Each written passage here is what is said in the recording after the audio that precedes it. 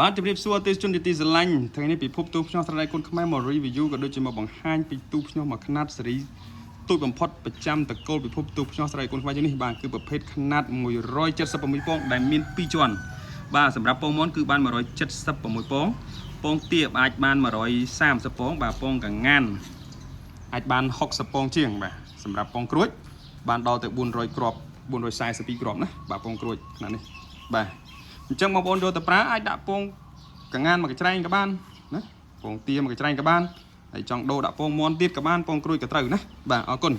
អញ្ចឹងចង់បញ្ជាក់ថាទូភ្ញាស់ខ្នាតនេះគឺស៊េរីទូចបំផុតហើយប៉ុន្តែប្រភេទអូតូមួយសេតទំនើបដូចទូធំដែរបាទមានផ្លុំសំណើមអូតូបាទមានបង្វិលពងអូតូបាទក្បាលវិជាធំប្រភេទ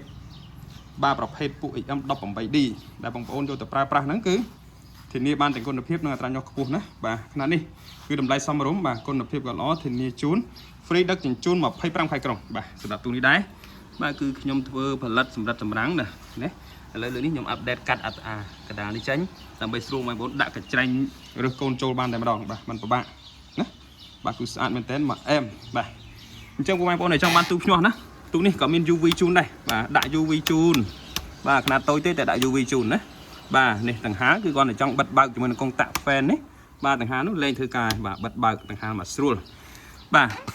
ហើយបើនិយាយថាទូនេះបងប្អូនយកទៅប្រើគឺដាក់តពងចូលគឺប្រើបានតែម្ដងបាទដាក់ពងមាន់ពងទីពងក្រួយពងងានណាបាទហាមដាក់ពងមនុស្សគឺអត់ចូលទេបាទអរគុណបងប្អូនដែលចង់បានទូភ្ញាស់សូមគំនិតរកជាវនៅពិភពទូភ្ញាស់ស្នាដៃកូនខ្មែរទាំងអស់គ្នាណាបាទសូមអរគុណសូមជួយគាំទ្រស្នាដៃកូនខ្មែរ